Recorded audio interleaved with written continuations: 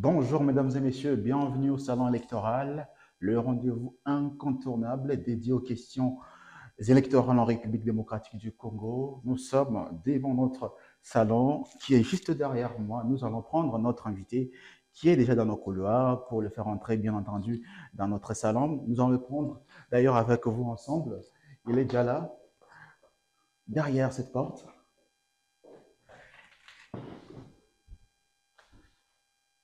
Bienvenue monsieur, Bonjour, monsieur. ravi de vous recevoir chez nous. Merci, monsieur Orman. Alors, comme je vous avais dit, notre invité est là. Nous allons le faire introduire dans notre salon pour les rendez-vous incontournables liés aux questions électorales.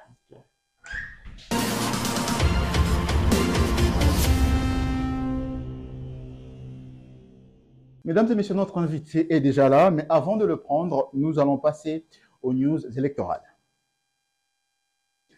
Le président de la Commission électorale nationale indépendante, CENI, Denis Kadima, confirme la tenue des élections le 20 décembre prochain en République démocratique du Congo, et c'est en balayant toutes les rumeurs d'un éventuel report de ces rendez-vous électoraux.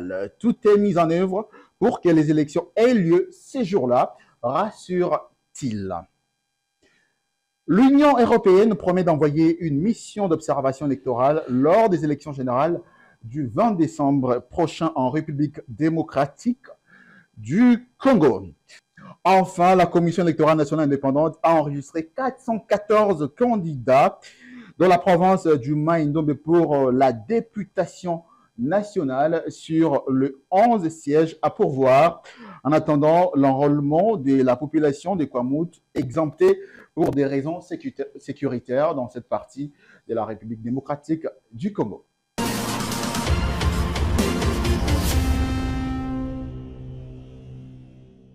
Notre invité est déjà là dans notre plateau, dans notre salon électoral. Il est juste devant moi. Mais avant de pouvoir lui poser des questions, on doit quand même découvrir qui il est exactement. Jeune acteur politique originaire de la province du Maïndombe en République démocratique du Congo, fils des messieurs Jacques Landalandou et de madame Adolphine Bosso Ngonga, est né d'une famille de 3 enfants. Merlin Landalandou est diplômé de l'ITI Massina à Kinshasa. Universitaire et diplômé en forage et production du pétrole, il est licencié dans les domaines environnementaux. Non seulement ça, il est également expert et chargé d'études, suivi et évaluation des projets, développement durable. Il est secrétaire national en charge des communications et porte-parole du parti ACDR. Merlin Landou Landa est candidat député national à Tchangou, dans la capitale congolaise Kinshasa.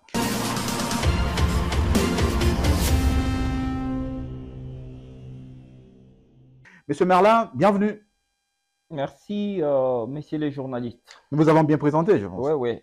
Sauf que je suis monsieur Merlin Landa et non monsieur Merlin Landou Landa. Donc, Merlin Landa Landou. Voilà. C'est pas Merlin Landou Landa. Voilà. Comment allez-vous? Ouais, je vais bien. Je vais très bien, je peux dire. Vous êtes candidat député national. Candidat député national à l'élection du 20 décembre 2023 et dans la circonscription de la Tchamba. Pourquoi avez-vous postulé? J'ai postulé parce que je suis moi-même d'abord, je peux dire, victime comme la population. Nous avons tenté de donner la chance à nos aînés, soit à ceux qui nous ont précédés, avec espoir que nous pouvons vivre les renouvellements de la classe politique en RDC. Mais malheureusement, je sens que j'ai aussi, étant un intellectuel, étant quelqu'un qui a fait quand même des études, j'ai aussi le droit d'apporter ce que j'ai pour l'émergence ou soit les changements ou les renouvellements de la classe politique. Voilà. Alors, Monsieur Merlin, avec vous, nous allons parler de comment appliquer les civismes électoraux pour les scrutins du 20 décembre prochain. Justement, qu'entendez-vous par les civismes électoraux? D'abord, il faudrait commencer par définir les mots civisme. Par les mots civisme, on est en train de voir les respects. On voit l'attachement, on voit le dévouement d'un citoyen pour son milieu de vie. On voit le respect des conventions, le respect des lois. Cet ensemble de lois et des normes qui constituent à réguler la vie dans la société, c'est ce que nous appelons le civisme. Et s'agissant du civisme électoral, nous sommes en train de voir un civisme qui aide à réaliser des élections qui seront euh, libres, démocratiques et transparentes. Donc, voilà un peu en gros ce que je peux parler, ou soit ce que je peux vous dire en ce qui concerne le civisme électoral. Est-ce que selon vous, les Congolais sont-ils respectueux justement du civisme électoral? Les Congolais ne sont pas vraiment respectueux du civisme électoral. Pourquoi? Pourquoi? Parce que, premièrement, il n'y a pas vraiment une bonne sensibilisation en termes du civisme électoral en question. Donc, on ne sensibilise pas vraiment la population en ce qui concerne le civisme électoral. Et la population souffrant de ce qui se passe surtout lors des élections, en tout cas, ils ne maîtrisent rien quant à ça. Mais à qui revient la responsabilité de ces manques de sensibilisation? Euh, la responsabilité est partagée. D'une part, la responsabilité revient aux autorités parce que ce sont eux qui devaient au moins faire en sorte que la population ait connaissance de tout cela. Et de l'autre côté, c'est le manque d'engagement de la population elle-même à chercher à connaître, à apprendre surtout le civisme électoral. Mais vous avez aussi une grande part de responsabilité, vous, en tant que candidat. Certes, vous faites partie de la population, mais vous devriez aussi apprendre à vos électeurs comment justement agir pendant cette période. Tout à fait, tout à fait. C'est ce que nous sommes en train de faire. Je pense que nous, quand nous sommes dans la base, c'est d'abord la plus grande tâche que nous avons. Nous sommes en train de fournir l'effort pour pouvoir expliquer aux gens ce qu'ils doivent faire, surtout pendant cette période électorale. Malheureusement que nous sommes limités, surtout nous n'atteignons pas toutes les bases au même moment, mais on va progressivement. Voilà. Mais justement, comment la population va-t-elle appliquer les civismes électoraux le 20 décembre prochain, alors qu'on est à quelques semaines donc, de ces rendez-vous très cruciaux, mais on sent qu'elle n'arrive pas à maîtriser cette théorie déjà. Oui, monsieur le journaliste, surtout le moment de parler de ces sujets, je peux dire qu'il est, bon, disons, nous sommes un peu en retard de parler de ça parce que c'était vraiment un sujet très important qu'il nous a fallu parler déjà en amont, je peux dire même avant que l'on puisse convoquer cette élection.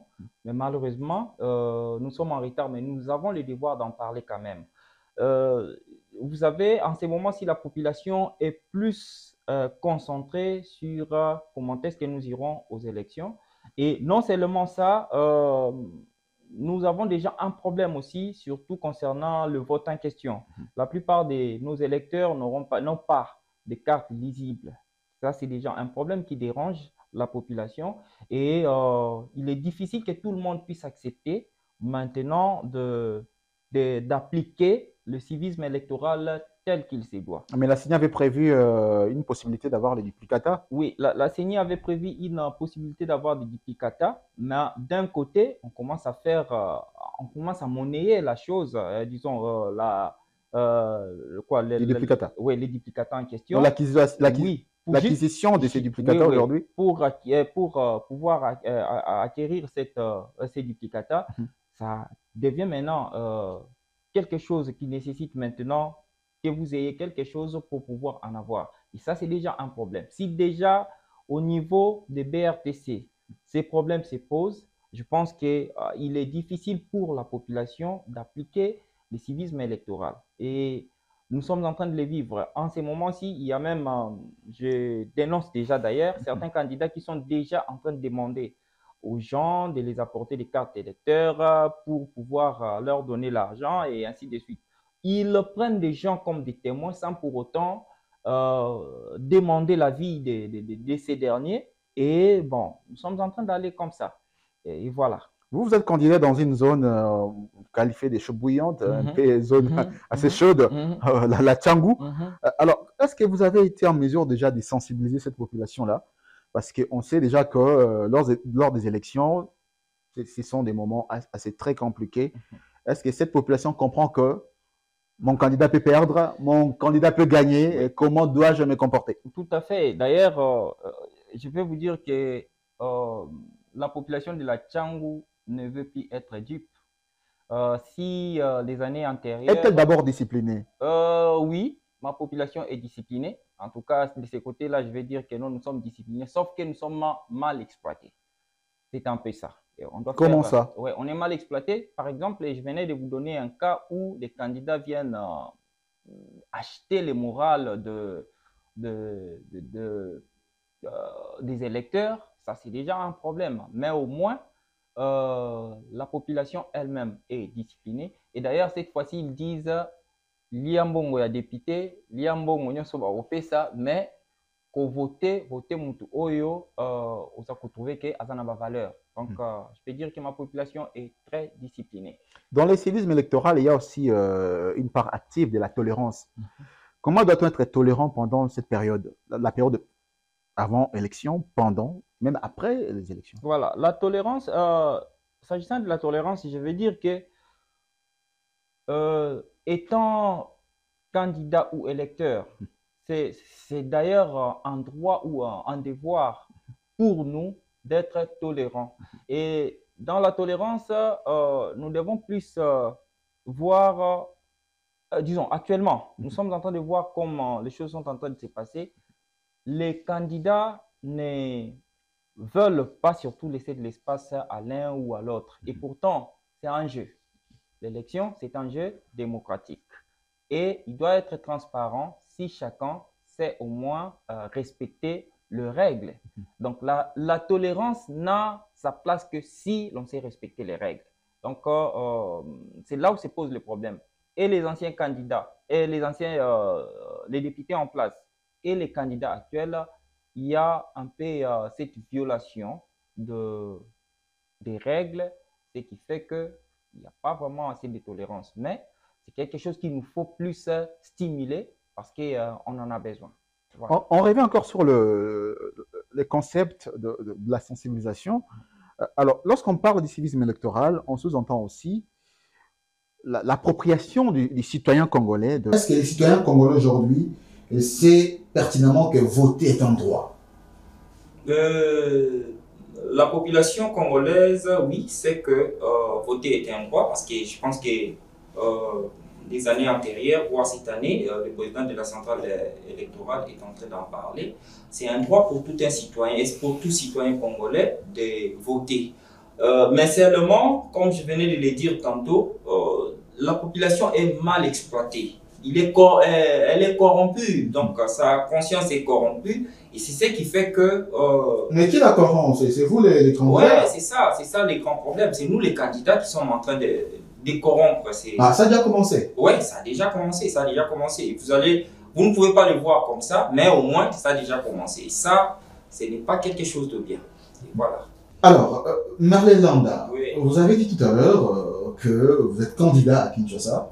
Nous vous l'avons présenté comme tel d'ailleurs dans la circonscription électorale de la Tchangou. Et pourtant, vous êtes natif de Maïndo. Mais pourquoi n'avez-vous pas postulé dans cette province-là? Vous avez souhaité postuler à Kinshasa? Oui, je voulais bien aller servir ma province, aller dans Oshwe, à Inongo ou à Mouchi. Mais malheureusement, je n'ai pas grandi là-bas. J'ai grandi ici à Kinshasa. Je maîtrise mieux les problèmes de Kinshasa, de ma circonscription de la Tchangou, que les problèmes que vivent mes frères dans ces contrées. Et pourtant, il y a des gens qui ont postulé, qui ne sont pas forcément nés là-bas, qui n'ont peut-être pas visité, mais ils sont quand même candidats parce qu'ils sont natifs de là. Justement, bon, nous avons tous ces goûts-là disons. Oui, nous avons tous ces goûts-là d'y aller. Mais le problème est que on pense que la population continue à être cette population de 2006. Donc, une population qu'on peut juste manipuler et aller avec comme ça. Et pourtant, la population ne veut plus de ça. La population congolaise dans son ensemble, je peux dire même dès chez moi là-bas, de vivre un changement, un développement de son coin. Et chez moi, par exemple, vers Maïndombe, le coin est vraiment enclavé. La plupart de nos députés qui sont là, bon, ils font leur travail à leur niveau, mais en tout cas, ça ne donne pas vraiment, ça ne reflète pas vraiment On ne sent pas un l'image. grand changement. Ouais, on ne sent pas vraiment un grand changement, ou soit ça ne donne pas vraiment l'image. Mais justement, il fallait aller changer la donne. Oui, mais pour aller d'abord, il faudrait d'abord commencer par là où vous êtes mieux connu, là où vous connaissez mieux. Parce que du fait que je serai ici, je connais la situation de ma circonscription. Demain ou le lendemain, si je trouve que je commence à maîtriser les points, je peux y aller, ça ne me dérangerait pas.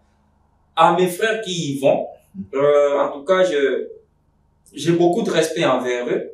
Je les encourage, mais qu'ils partent pour servir et non pour chercher à avoir de l'argent. Voilà. Vous êtes du parti ACDR. Est-ce que votre parti est prêt pour les élections? Tout à fait. Si le parti n'était pas prêt, je ne serais pas candidat. Voilà. Et votre autorité morale, tout le parti, tous les membres mon président, sont déterminés justement à faire, à faire une très bon score tout à fait. lors des prochaines élections. Tout à fait, parce que d'abord, l'essentiel n'est pas seulement d'aller aux élections. L'essentiel est d'aller se faire élire et puis servir comme il se doit la nation.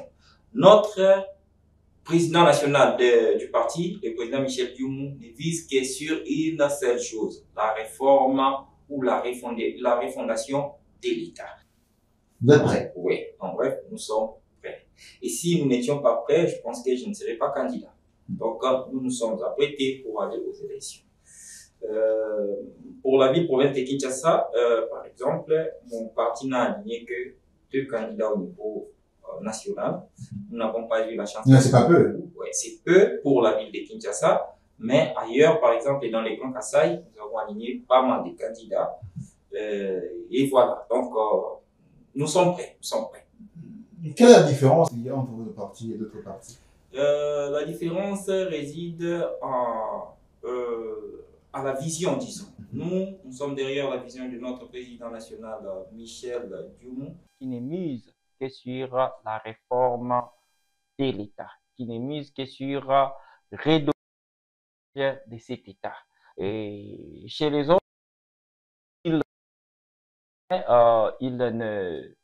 Mais de notre côté, en tout cas, avec le président, nous sommes en train d'essayer quand même de donner quand même des signaux. Vous voulez passer des paroles aux actes? Là, oui, nous passons des paroles aux actes. Et d'ailleurs, avec lui, quand vous échangez seulement, quand il sent que vous êtes un peu de côté, il vous essaie de vous ramener sur la voie. Non, voilà comment il nous faut marcher. Donc, c'est quand même encourageant. Votre parti soutient quelle candidature à la présidentielle? À la présidentielle, nous sommes avec les chefs de l'État, l'actuel chef de l'État, M.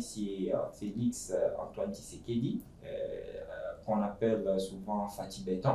C'est avec lui que nous allons aux élections. Et c'est les tickets gagnants de notre réunion. Mais pourquoi soutenez-vous Félix Antoine Tshisekedi? Nous sommes en train de voir tout ce qu'il est en train de réaliser.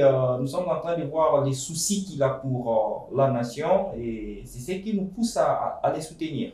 Et voilà. Il a plus de chance pour le 20 décembre prochain face à d'autres candidats qui ne sont pas les moindres. Tout à fait. On ne peut pas minimiser les adversaires, mais nous connaissons où nous sommes logés. Voilà. Et la confiance est totale. Oui, nous avons la confiance. Alors, M. Merlin Landa, nous allons prendre une autre rubrique juste après ceci. Okay.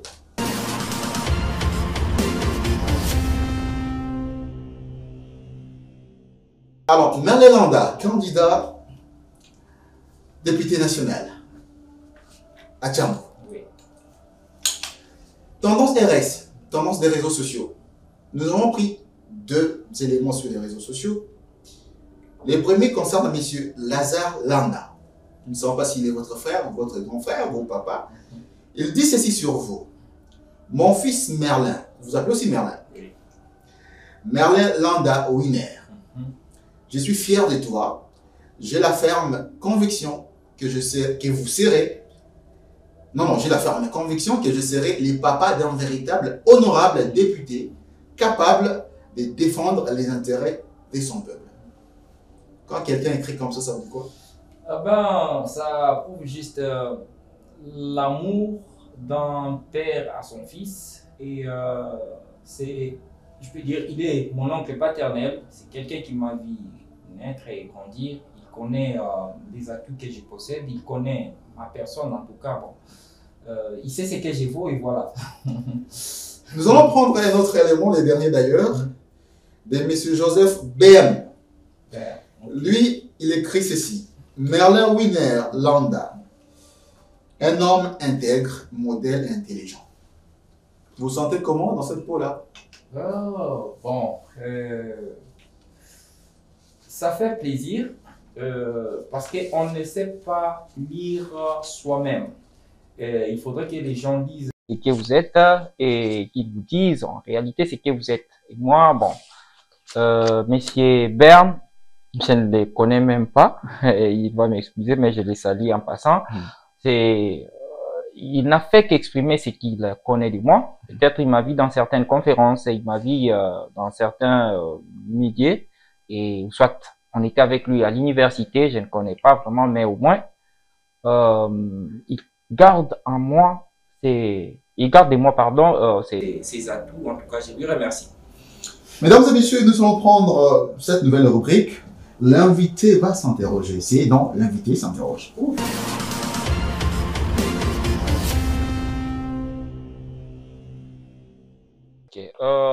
Mais quel est-vous de votre entourage? De mon entourage, je garde toujours une belle image parce que la plupart des gens qui m'accompagnent, déjà dans mon quartier, on connaît que je suis un monsieur calme, un monsieur intègre, un monsieur juste. Et ils sont là, ils m'accompagnent et je suis avec eux, je vis avec eux. Donc, je peux dire que j'ai un entourage qui est quand même bien. Voilà. Deuxième question, Merlin Landa, pourquoi faites-vous la politique? En général, j'ai décidé de faire la politique parce que je vois que ma population, ou soit la circonscription où je vis, ne bénéficie pas, premièrement, des ou soit des projets ou soit des programmes de l'État. Nous vivons dans un milieu qui est reculé et il faudrait chercher à construire ces milieux. Nous avons un qui est vaste avec des grandes étendues de terres, mais nous trouvons que la circonscription, les maisons sont confinées. Il faudra au moins essayer d'élargir la ville. Il faudrait qu'il y ait des projets pour que le coin puisse se développer. Il faudrait des infrastructures et comme j'ai décidé de faire la politique pour pouvoir plaider en faveur de cette population qui se meurt. Et au-delà de cela, pourquoi j'ai fait la politique? Parce que je suis en train de voir la manque d'implication de la plupart de nos hommes politiques, surtout aux questions ou soit en ce qui touche à la vie de la population. On est en train de voir, par exemple, je suis allé récemment dans les cimetières, vous allez voir la façon dont on respecte, même on ne les respecte plus. Alors, il faudra maintenant proposer des lois, proposer des choses pour que les choses redeviennent à la normale. Et voilà. Troisième question, Monsieur Merlin Landa. Avez-vous peur de l'échec? Non, je n'ai pas peur de l'échec parce que c'est un jeu. On ne doit s'attendre qu'à deux résultats, soit gagner ou échouer. Et je n'attends pas l'échec. Je n'attends pas l'échec parce que je sais ce que je suis en train de faire et je sais combien la population a confiance en moi. Et si ça arrivait que nous puissions échouer, en tout cas, que ce soit un échec réel et non un échec qu'on nous a imposées. Voilà. Alors, mesdames et messieurs, vous avez suivi comment l'invité s'est interrogé. Cette fois-ci, nous allons prendre une autre rubrique, juste après ça.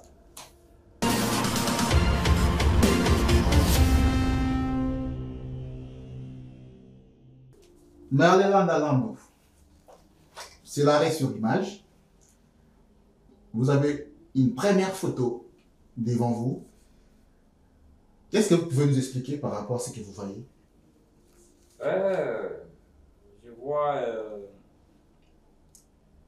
une maman, Antoinette Menou, qui était d'abord secrétaire générale d'un parti où j'étais. Voilà. Qu'est-ce qu'elle représente pour vous? Bon, une relation qu'on a gardée et c'est tout. Voilà. Deuxième photo. Ah, La deuxième photo est là. Ça, Il s'agit de qui? c'est l'autorité morale. Ah bon? Oui, Quelle autorité morale? ça c'est la femme forte, l'unité de mesure de toutes les femmes de la RDC, de toutes les femmes qui sont dans les affaires du pays. Elle, c'est Maman Fifi Masuka. Mais c'est fort comme déclaration. Oh oui, je l'ai dit et je l'assume parce que elle est hors du commun. Donc nous avons connu des gouverneurs et je plaide même, bon, je ne dis pas que celle qui est chez moi est de moins qu'elle, mais au moins, si au moins nous avions... Celle qui est chez vous dans la province de Maïdombe. Oui, oui, celle qui est chez nous dans la province de Maïdombe. Si au moins nous avions cette maman, je pense que Maïdombe sera encore la meilleure de toutes les provinces. Malheureusement. Madame Fifi Masuka. Oui, Ça y est. Masuka, oui, j'ai l'envie. J'ai envie, même mes frères qui sont du là-bas. Gouverneur du là-bas. Ah oui, donc voilà. Alors, nous allons prendre la dernière photo. La dernière photo, la régie va nous la proposer, mais je vais vous la montrer aussi. Elle est là. Voilà. C'est monsieur-là que vous voyez. Qui est-il? Qu'est-ce qu'il représente pour vous? Monsieur David Bissaka. Lui, c'est un frère. Donc, lui, c'est un sang. Je peux dire, nous avons le même ADN. Et c'est une fierté de la province du Maïdombe. Vraiment, il est parmi les rares qui donnent quand même quelque chose pour la province du Maïdombe. Et voilà. Donc, il est député provincial, oui. élu de Kwamouth, Oui. dans le Maïdombe. Tout à fait. Monsieur Merlin, ça a été un réel grand plaisir pour nous de vous recevoir. Merci. Nous sommes arrivés à la fin de cette émission. Nous pensons que c'est une première, mais ce n'est pas une dernière. Tout à fait. Pour être peut-être prochainement encore reçu. Peut-être pendant la campagne électorale, Tout hein, à fait. qui sait. Tout à fait. Alors, mesdames et messieurs, merci à vous de nous avoir suivis. Restez toujours branchés sur cette chaîne et surtout en suivant votre émission Salon électoral. Et à la prochaine pour un nouvel invité.